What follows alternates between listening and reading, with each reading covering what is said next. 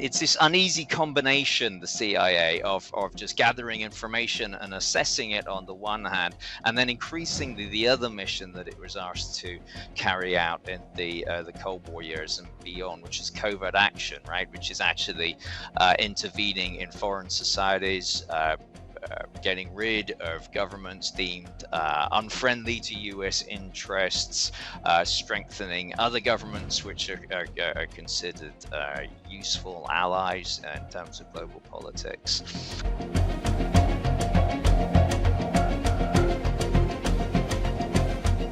Welcome to another episode of Counterculture, the show that stands at the intersection of reason and faith in the battle against sentimentality. With the presidential race in full swing, America's standing in the world, informed by our understanding of the world, would normally be a significant part of the political discussion. But with Trump's convictions and Biden's disintegration on a debate stage, a serious discussion about the conduct of America's intelligence community over the last 8 years, much less the last 80, has fallen down on the list of salient topics. It was only back in February that independent journalists, though both men of the left politically, Matt Taibbi and Michael Schellenberger, updated our understanding of the Russian collusion hoax perpetrated against Trump and his allies. Let me recount some of their reporting, the pertinent part of their reporting, and I'm quoting them here. The official story has been the FBI's investigation began after Australian intelligence officials told U.S. officials that a Trump aide had boasted to an Australian diplomat that Russia had damning material about Democratic presidential candidate Hillary Clinton. In truth, the United States international community asked the Five Eyes Intelligence Alliance to surveil Trump's associates and share the intelligence they acquired with U.S. agencies, say close sources to a House Permanent Select Committee on Intelligence. The Five Eyes nations are the United States, Britain, Canada, Australia, and New Zealand. After Public and Racket, those are the outlets of Taibbi and Schellenberger respectively, after Public and Racket had been told that President Barack Obama's CIA director, John Brennan, had identified 26 Trump associates for the Five Eyes to target, a source confirmed that the intelligence community had identified them as people to bump or make contact with or manipulate. They were targets of our own the targets of our own intelligence community, that is, and law enforcement, targets for collection and misinformation. And if this is true, and there's still information to be declassified, then you have members of the intelligence community, including perhaps Director Brennan, who broke the law. So one wonders if the attempt to smear Trump as a traitor for purposes of his impeachment was an aberration of CIA culture. Or was it simply the act of a rogue CIA director, with the latest iteration of the CIA's domestic application of its treatment of foreign hostiles and consistent with its general cultural, if clearly beyond the scope of its authority? Either way, that episode, combined with the Hunter Biden laptop letter organized by a former acting director of the CIA, combined with the ubiquitous hyper-partisan commentary from CIA veterans on cable news channels, prompts the questions, what, if anything, exactly is it the CIA is uniquely positioned to do today? And if there is such a role, does it execute its job well? Does the latest round of embarrassments demand a rethinking of the scope of the CIA's mission and authority? At minimum, does it demand another church committee to have a debate about that rethinking and make an assessment of what, if anything, has improved the agency's operation in their intervening 40 years since the church committee? To answer these and other questions, we're pleased to be joined by Hugh Wilford. Wilford is a professor of history at California State University, Long Beach. He's a leading expert on the CIA, and he's also the author of the new book, The CIA, An Imperial History. Professor Wilford, welcome to Counterculture. Thank you for joining us. Appreciate it. You're welcome, Dan. Thank you for having me. Before we get to some of the specific examples that maybe help people get a better understanding of some of the questions I raised, just because your book is really gives a rich history of the agency going back to its animation by Truman. How should we understand the CIA's culture and how it's changed over the last 75 years?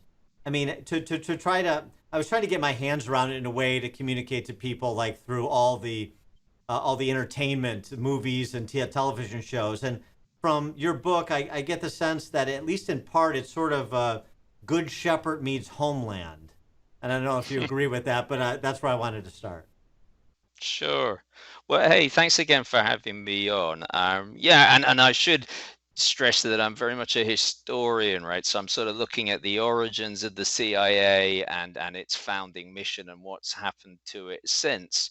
And I think something that's important to stress right at the outset is that the CIA was very much founded as an intelligence agency, right? Its objective was to be collecting information about foreign societies.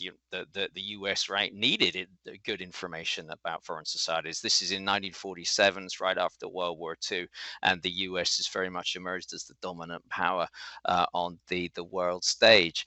But in this kind of it's this uneasy combination, the CIA, of just gathering information and assessing it on the one hand, and then increasingly the other mission that it was asked to carry out in the Cold War years and beyond, which is covert action, right? Which is actually intervening in foreign societies, getting rid of governments deemed unfriendly to U.S. interests, strengthening other governments which are considered useful allies in terms of global politics.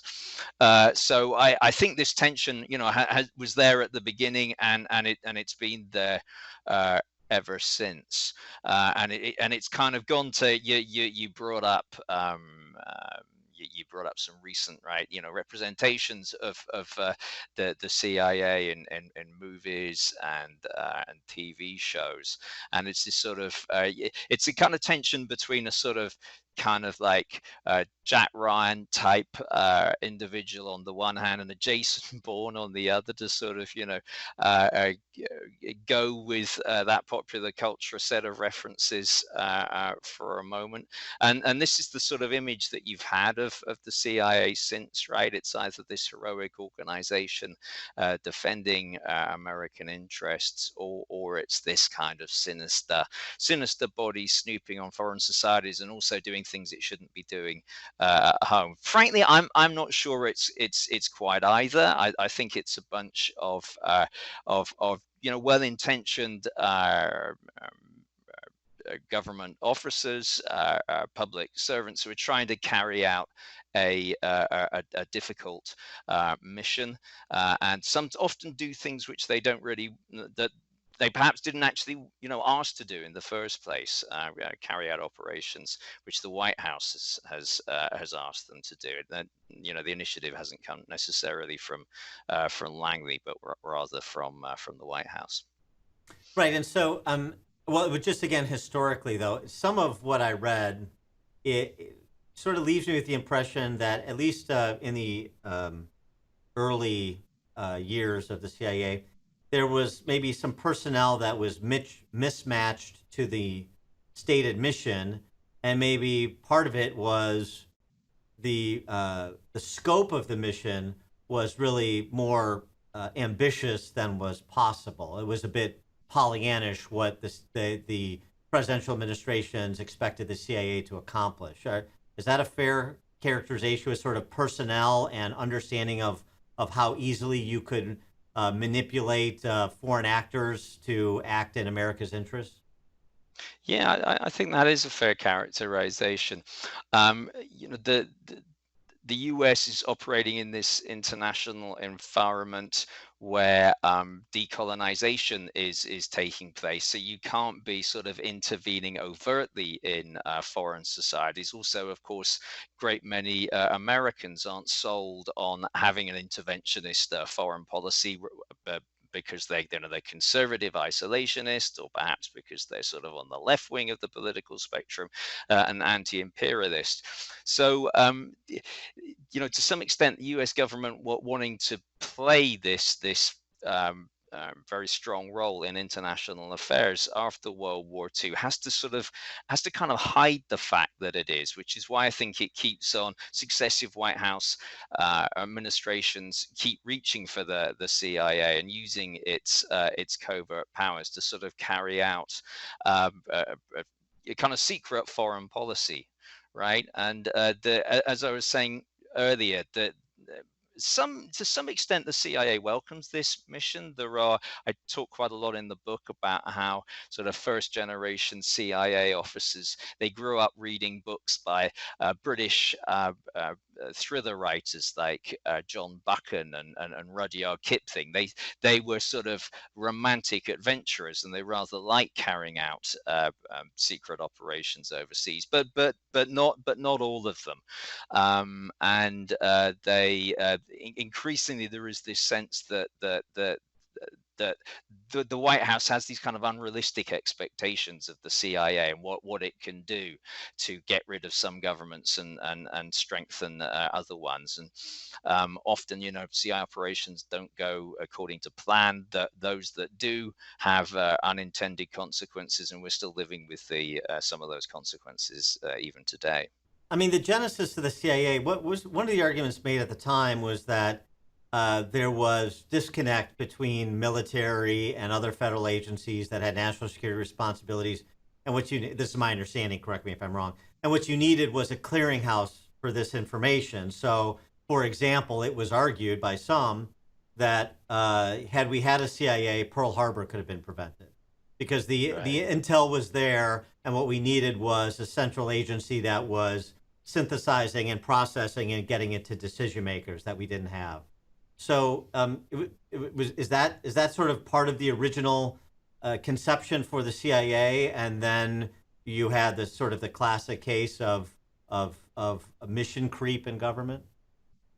Yeah, I think it is a case of mission creep, and yeah, that was its original intention. It was to operate as a sort of, I think Harry Truman, right, the president who was in the White House when the CIA was created by the National Security Act in 1947. He really just wanted a sort of a central news desk, right? Something that would an agency that would collect all this information, assess it, and provide estimates of what was going on in the world and what might go on in the world in the future, that were kind of simple and easy to understand and for him to consume and get, just get a handle on what was a very difficult international environment in the years after World War II. So yeah, that was its founding mission. But there was some language in the 1947 National Security Act which was sort of a little ambiguous and opened up the possibility of other presidents reaching to the CIA to carry out covert action missions as well. Use its secret powers, not just to assess and report on the world, but also to actively intervene in it and shape it. Were there? I mean, it seems to me there were some early successes in terms of the mission that it was tasked to take on, whether it was something you support or not. Just this is what we were told to do, and this is what we did, and we largely accomplished our mission. And one of those was the overthrow in Iran, and in Central America as well. And I wonder, like, again, from a historical perspective, you being a historian, like how those early successes as the mission began to expand informed how the CIA saw itself, and then how future presidents used the CIA. Yeah, those were important moments, and you're spot on. There's a plot to overthrow the Iranian Prime Minister Mohammad Mossadegh in 1953 and sort of restore the full power of the Shah of Iran, and that plot is pursued by both the Americans and the British. It really kind of starts as a British operation, but that the British have booted out, diplomatic personnel are booted out of Tehran, and that makes it impossible for them to carry it on. So they sort of turn it over to the CIA. This is ultimately, it's because Mossadegh is seen as unstable and possibly opening up the country of Iran to Soviet annexation. It's also about, of course, Iranian oil as well, and protecting Western access to it. And it's at least seen in the short term, it's a big success. in August 1953, Mossadegh is overthrown and imprisoned, and the Shah, who had fled the country, returns and is a major U.S. ally in the region going forward. But of course, there are unintended consequences as well, which is a great number of Iranians don't much care for the autocratic rule of the Shah and resent what was pretty much public knowledge, which was U.S. involvement in the coup.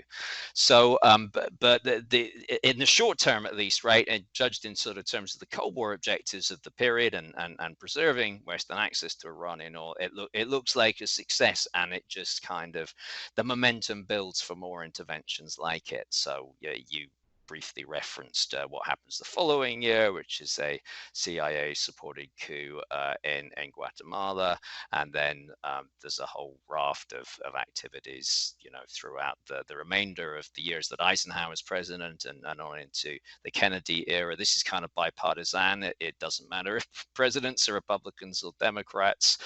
They like to reach for the CIA. Yeah. So then.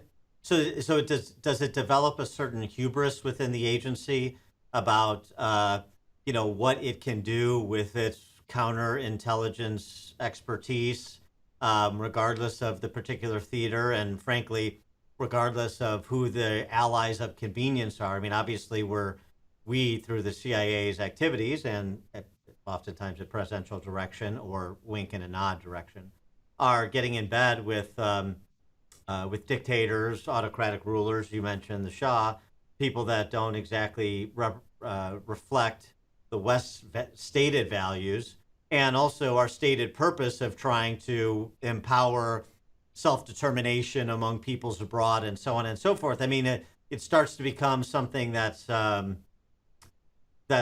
perhaps both quite dark and quite arrogant.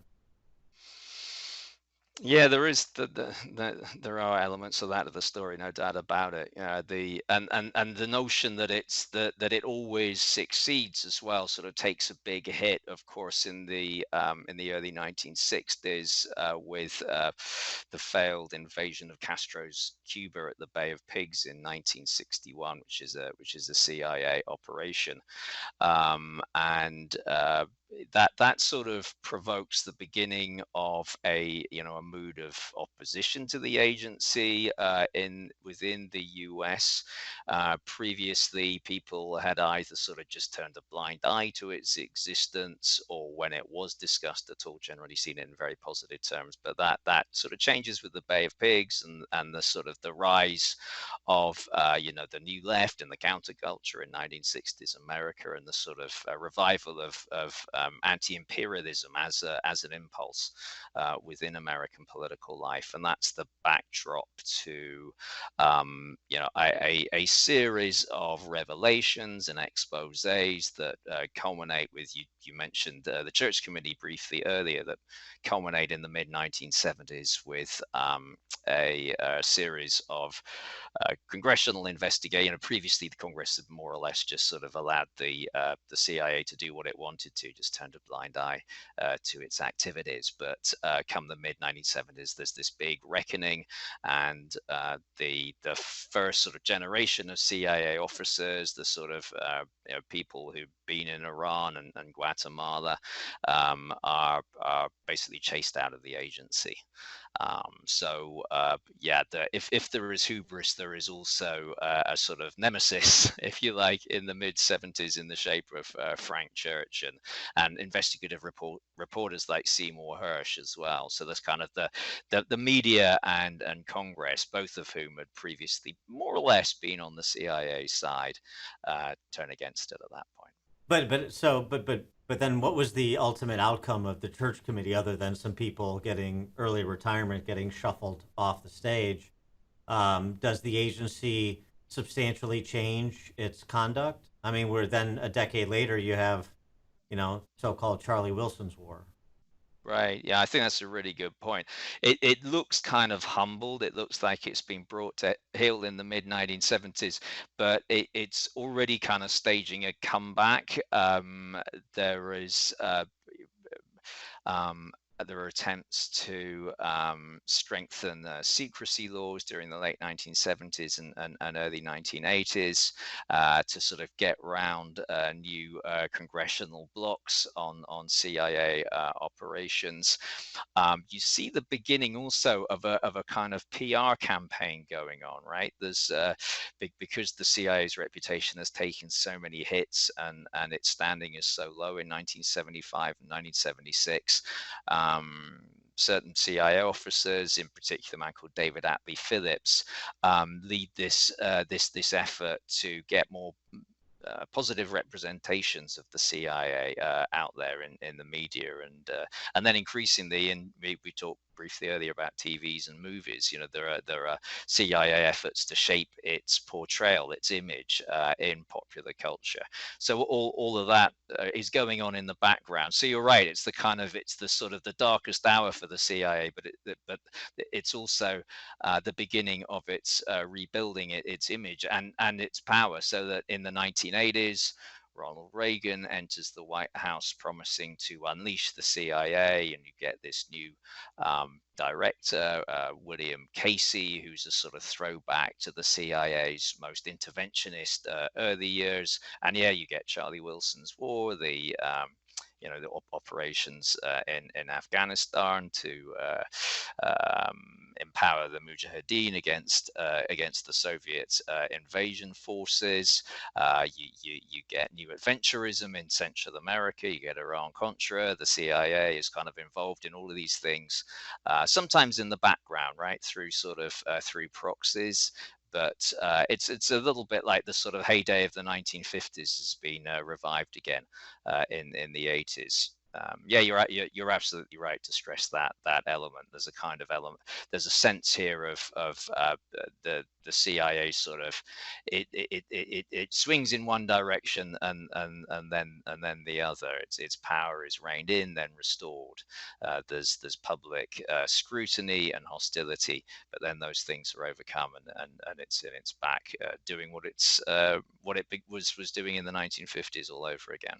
Well, the Charlie Wilson's War thing is so interesting to me, not just because it was a fun movie with Tom Hanks, but because the lesson, right? So it seems to me that there's also instances over these many decades we're talking about where the wrong lessons were learned, and in George Crill's book, Charlie Wilson's War, and then in the movie, after we arm the Mujahideen and they're able to repel the Soviets, the takeaway is Afghanistan then descended back into this rather archaic society because we failed to build schools in Kabul, right? I mean, it was sort of like, so what we should have done is win the peace by continuing to pour money into these countries which we help out temporarily, so that we build these long-standing alliances through the development of Afghanistan into some sort of modern, freer society.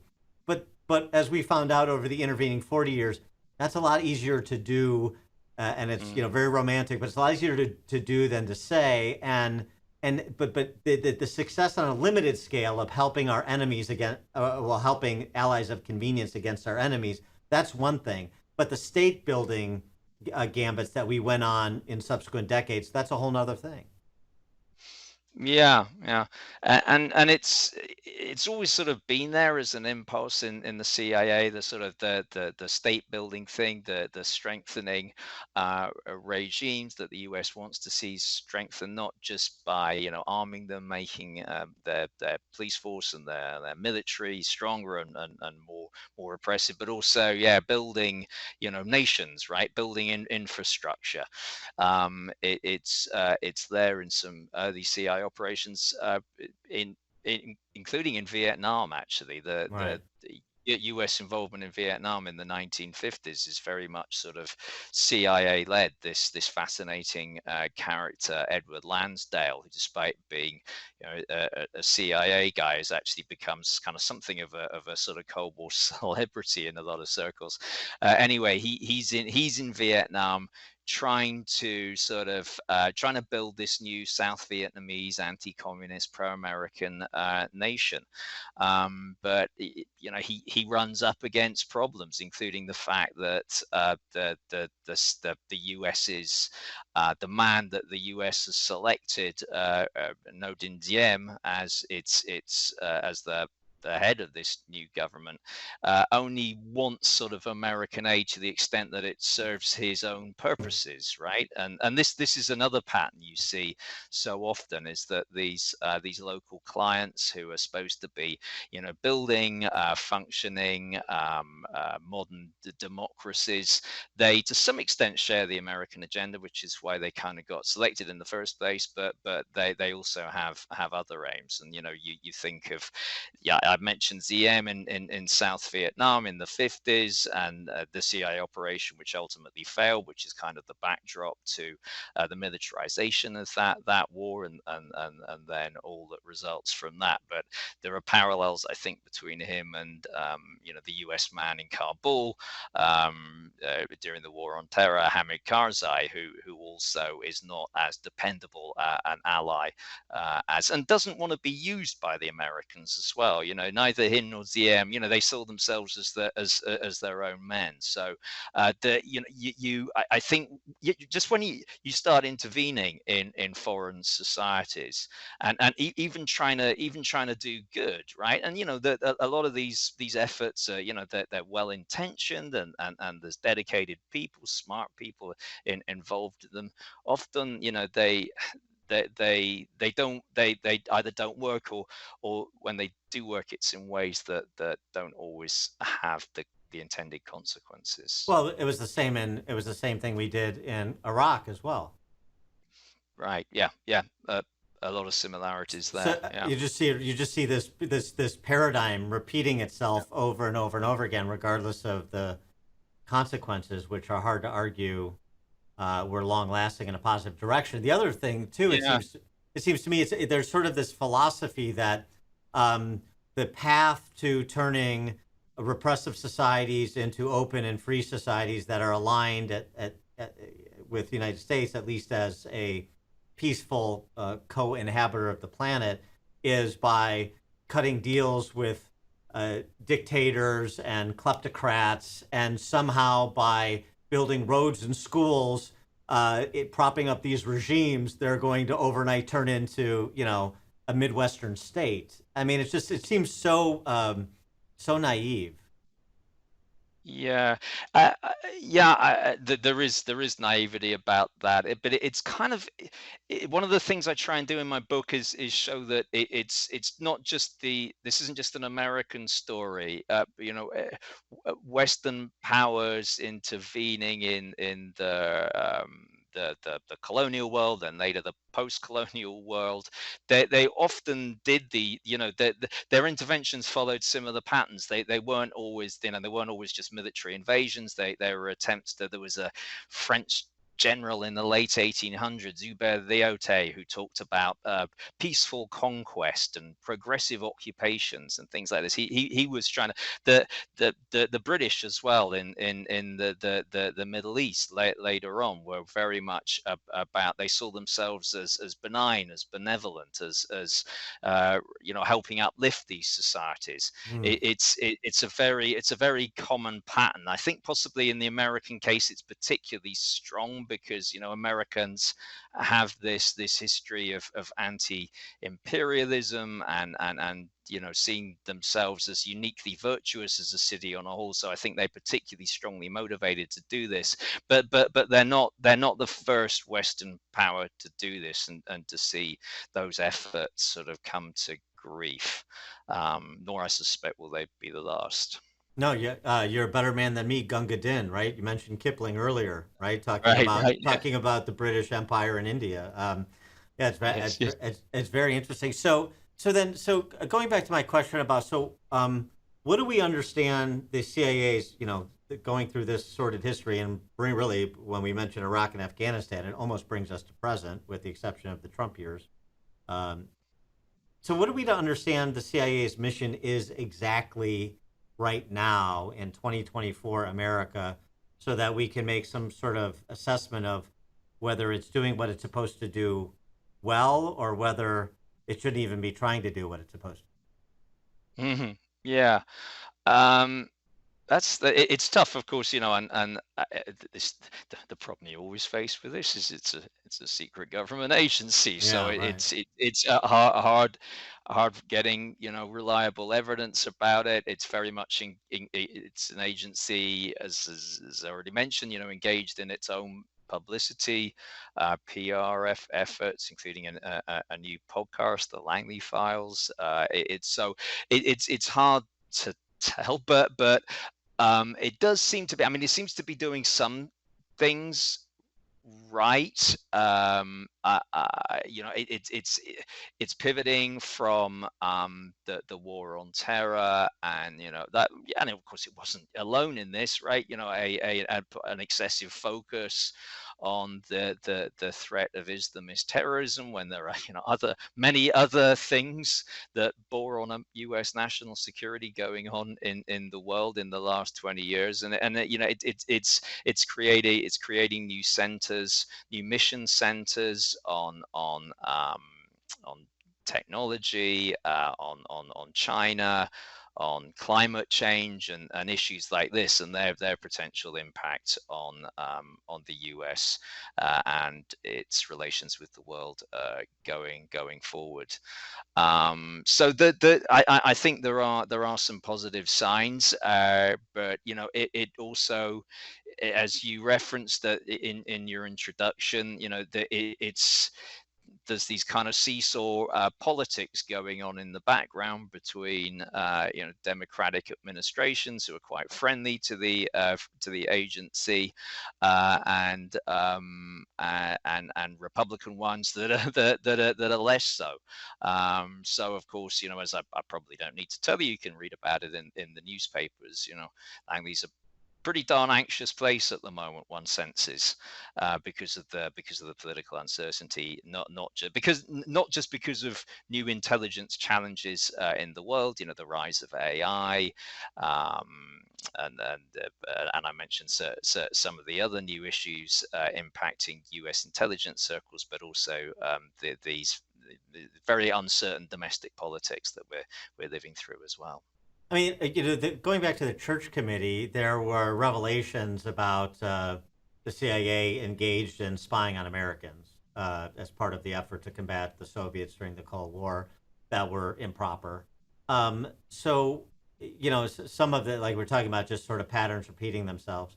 How do you view some of what's occurred more recently with, for example, the Russian collusion investigation, the report that I mentioned at the outset about Brennan's involvement, the former CIA director under Obama? I mean, is that more of the same of some of the abuses that have occurred during CIA's history, or when it's targeting a president of the United States, a candidate, and then a president, is that something that's qualitatively different and presents a heightened concern about the agency's conduct?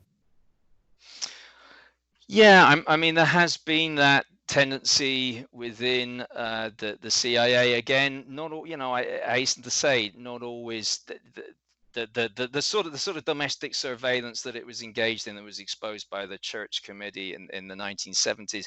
It didn't initiate that. It was a sort of this was on orders from the White House, thinking of, in particular, this operation called MH Chaos, which was this big surveillance operation on the American anti-war movement, the Black Panthers as well, during Right. the late 60s and early 70s. But nonetheless, you create a secret government agency, you are opening the door to abusive behavior, even if it's not initiated by the agency in question. As regards more recent time, I mean, I don't personally subscribe to the sort of deep state as a theory, but I'm wary of, I always want to see evidence and documentation. I'm wary of conspiracy theory. But I can see why, given the history of the CIA, why a lot of Americans are suspicious of it, and why all of these conspiracy theories have built up around it. But again, I just want to, the CIA people I've met often, they individually, they're often quite dedicated professionals who are sort of sad about their public image. But I think it's my job as a historian to sort of go back into the agency's past and try and ask and answer the question, why has it developed this negative image over the years? And I think there are features of its history which explain that only too well. So, I mean, so thinking about some of the conspiracies as well as some of the catastrophes, you mentioned Bay of Pigs. I think you wrote that that John F. Kennedy doesn't get enough blame for how the Bay of Pigs went, and so has the history of the CIA been largely operating at the direction or with the tacit assent of the president, or has it moved around in terms of operating independently and asking for forgiveness rather than permission? And you know what I'm saying? So I'm trying to distribute some of the blame for some of the bad events. Yeah, I think the sort of rogue elephant even idea that Frank Church accused the CIA of being this rogue elephant, and actually, whereas that was one congressional committee over in the other chamber, Otis Pike, he had there was another committee, and he investigating the CIA's past performance, and Pike concluded that most of this had been done at the behest of presidents. So even those guys were in disagreement. Personally, I think, as I say, I think I'd lean to presidents reaching for the CIA's secret powers. Yeah, there have been moments when it's and the founding generation especially sort of very, very kind of Ivy League, East Coast aristocratic types who I think, thought that they could pretty much do whatever they wanted to do. That was okay. So they did, they took the agency's new secret powers and sort of ran with them. But I think if you look at the whole course of the agency's history, I think what I see mainly is the pressure coming from successive presidents to because it's just it's so darn convenient to have this covert action unit that will, and you can use plausible deniability, and it will do things that you want it to do with a sort of a nod and a wink, as you said, I think said earlier, which you can't do overtly, either because people living overseas won't like it, or Americans won't like it. So I do think I lean towards presidential responsibility for all of this. But I think it's the sort of thing that happens if you create a secret government agency with powers not just of intelligence gathering but also covert action. So, I mean, is that something you think that that should be reconsidered? I mean, the CIA in its current form and its current function, if you don't want these things to repeat all the patterns that we were talking about that are not particularly productive for America's interests or other countries' interests too, is it time to really look back at the past 8 decades and say, what exactly do we want this agency to do and not do, particularly now in post 9/11, the context of this larger national security state in terms of agencies? Yeah, 18 agencies, right, and counting. Yeah, after post 9/11 global war on terror, there's been this massive expansion of the U.S. intelligence establishment, and personally, I would like to see the U.S. going back to its its original mission, the one that was kind of very rapidly eclipsed by covert action, but in intelligence gathering and analysis, and then reporting to the White House. I mean, it's not an easy mission, and many presidents have ignored what the CIA had to say, but sometimes it's worked. There have been we were talking about Cuba in the early 60s, right? The Cuban Missile Crisis in 1962. The CIA performed really great role there, resolving that crisis. So I think it should focus on its intelligence mission and the sort of some of the kind of like the military operations which it's been asked to pursue over the last 10 or 20 years. Targeted killing for one. Clearly it wasn't equipped to carry out the task the mission it was charged with in terms of detaining and interrogating terrorist suspects as well. Things clearly went wrong there. So I think it should focus less on these activities, which I think perhaps would be better performed by the Pentagon, and should focus more on intelligence. All right. Before we let you go, just because I know you said you're not a subscriber to conspiracy theories, neither am I, but some people are, and so have to have your take on any involvement you think the CIA did or didn't have based on what you know and the studies that you've done with JFK's assassination. Oh, fair. Yeah. Right. It's got to come up, hasn't it? Yeah. I mean, I think that the Warren Commission report was problematic in a number of ways. I think that all the people involved were trying to hide things. There's some the political context of the early 60s is there's some crazy stuff going on, especially in terms of what the CIA is doing or trying to do in Cuba. But just long story short, I do write about JFK assassination conspiracy theories in the book, but sort of more just the kind of the history of the theories themselves than really trying to get into what exactly happened in Dallas in 1963, because I kind of slightly think that way madness lies. I can feel it's this sort of vortex that wants to suck me in, but I've tried to avoid it. I think Lee Harvey Oswald was the lone gunman. If there was anybody else involved, I'm not prepared to discount that, but I think it was probably something to do with US and CIA attempts to assassinate Fidel Castro. If any conspiracy theory from me looks more plausible than any others, it would be Cuban responsibility. But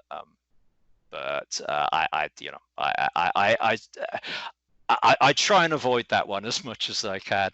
I've told my wife though that that perhaps that will be what I do in my retirement. And she to start digging into that one. She was delighted to hear me say that. You can probably imagine. Sure. I was going to past my twilight years. Yeah. The definitive response to Oliver Stone, right? In your retirement. Right.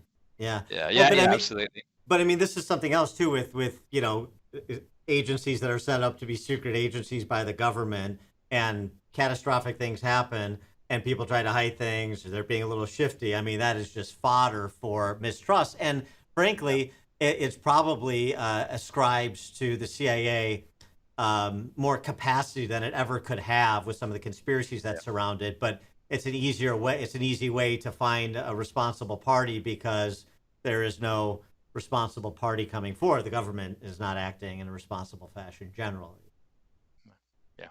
Yeah. All right, Professor Hugh Wilford, the book, The CIA and Imperial History. Professor Wilford is professor of history at California State University, Long Beach, and as you heard for the last half hour or so, an expert on the CIA. Again, the book, The CIA and Imperial History. Professor Wilford, thanks so much for joining us. Good luck with the book. Really appreciate your time. Thank you, Dan. I appreciate it too.